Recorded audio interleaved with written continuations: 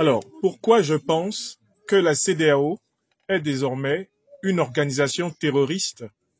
Voici les 4 raisons. Première raison, la CEDEAO n'a jamais pris des dispositions réelles pour combattre le terrorisme en Afrique de l'Ouest.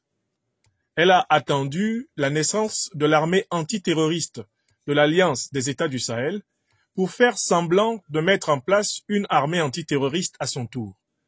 La CEDEAO est donc complice de l'expansion du terrorisme en Afrique, au moins par omission. La deuxième raison pour laquelle je suis convaincu que la CEDEAO est désormais une organisation terroriste. La CEDEAO a pris des sanctions économiques, diplomatiques et politiques illégales, inhumaines, illégitimes et criminelles contre le Mali, le Burkina Faso et le Niger, provoquant des milliers de morts dans ces pays et favorisant indirectement les attaques terroristes contre les pays de l'Alliance des États du Sahel. Troisième raison, les pays de la CEDEAO sont aujourd'hui des bases arrières reposantes, des groupes terroristes qui ensanglantent le Sahel. C'est notamment le cas du Sénégal, sous Macky Sall et Diomaye Faye, qui héberge l'ambassadeur d'Ukraine, qui a avoué sa participation à l'attaque terroriste de fin juillet 2024 contre le Mali, à Tine Zaouaten. C'est le cas de la Côte d'Ivoire sous Ouattara Draman, qui ferme régulièrement les yeux sur les groupes terroristes réfugiés dans son territoire, et qui a servi de base arrière aux puissances néocolonialistes occidentales pour violer l'espace aérien des pays de l'AES. La Côte d'Ivoire sous Ouattara Draman, qui a officiellement annoncé un corps expéditionnaire de 1500 hommes à lancer contre le Niger.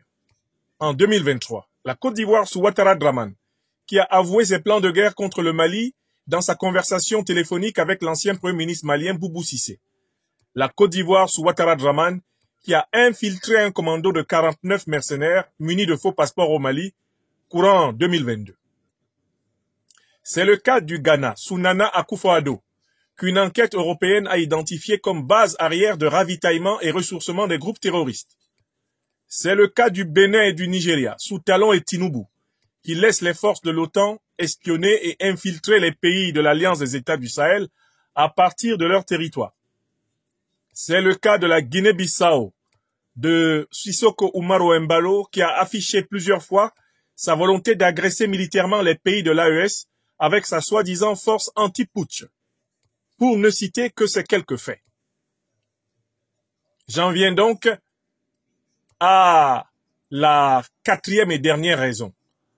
La CEDEAO a laissé les puissances impérialistes occidentales, qui parrainent les organisations terroristes, Al-Qaïda et l'État islamique, infiltrer les instances et la haute hiérarchie de ces forces de sécurité et de défense, ce qui permet à ces infiltrés d'instrumentaliser la CEDEAO contre les efforts de souveraineté des pays africains.